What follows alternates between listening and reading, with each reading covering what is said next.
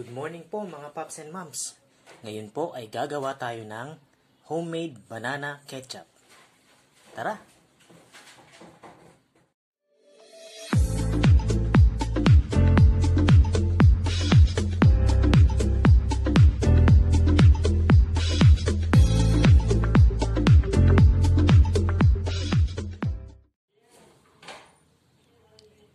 Yan po mga paps and moms. Kailangan lang po natin i-grate tong banana natin. Ang ginamit kong banana ay lakatan. Kasi once na ang ginamit natin yung latundan, medyo mapakla kasi yung lasa nun eh. Ganyan lang po.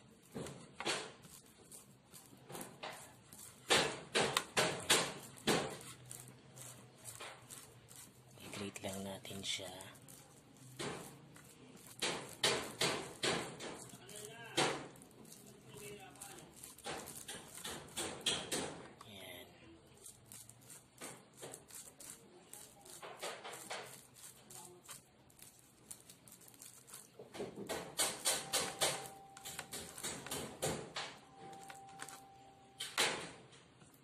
Po.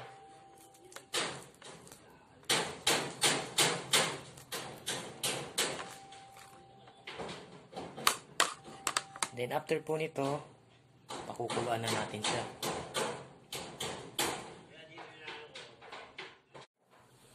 Yan po mga paps and moms, papakulo lang po tayo ng tubig.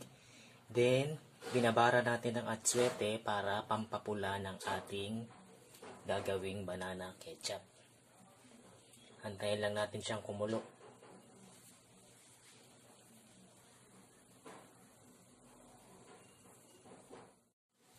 Yan po, kumukulo na po ang ating tubig. Tanggalin na natin atswete.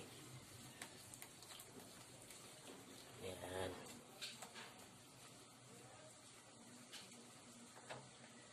Then, ilagay natin ang ating grated banana.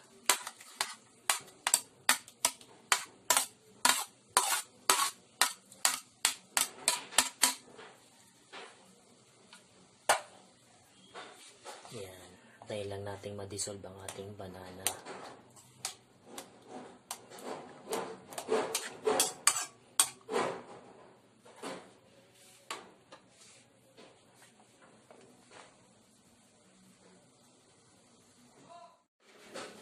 So habang hinihintay natin siyang kumulo at ma-dissolve ang ating banana, tagay tayo ng brown sugar.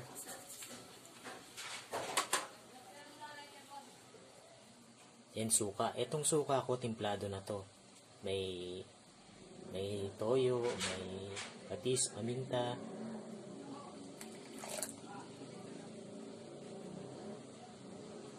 Yan, antayin lang natin siyang ma-dissolve lahat. Yan guys, kumukulo na ang ating banana ketchup. Lagyan natin ng soy sauce.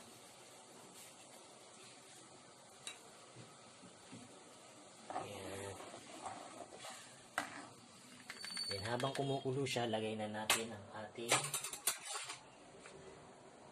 cornstarch with mix of water, pampalapot. Haluin muna natin bago natin ilagay. Yan. Habang kumukulo, haluin lang natin hanggang sa lumapot siya. Guys, kung gusto nyo talagang mapulang-mapula yung gagawin yung ketchup, food coloring ang gamitin nyo. Hindi ako gumamit dito ng food coloring kasi masama sa kalusugan natin ng food coloring. Ayan po, medyo malapot na po siya. Palaputin pa natin ng konti. Dagdagan pa natin ng cornstarch.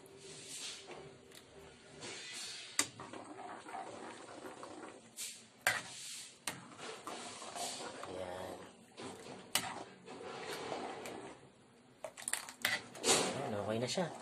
Then, bago natin to i-serve or gamitin tong ketchup natin, salain muna natin para mawala yung matanggal yung mga buo-buo. Yan po po mga paps, salain na natin ang ating banana ketchup.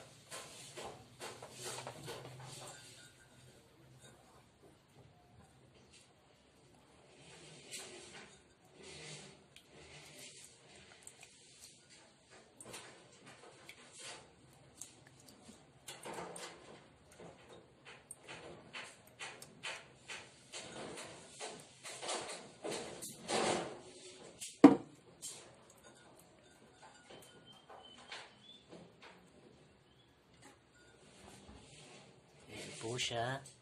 Kailangan natin salain para mawala yung buo-buo niya. Ito na po ang ating homemade banana ketchup. Pero kung gusto niyo talagang mas maging color red pa siya, gagamit talaga kayo ng food color.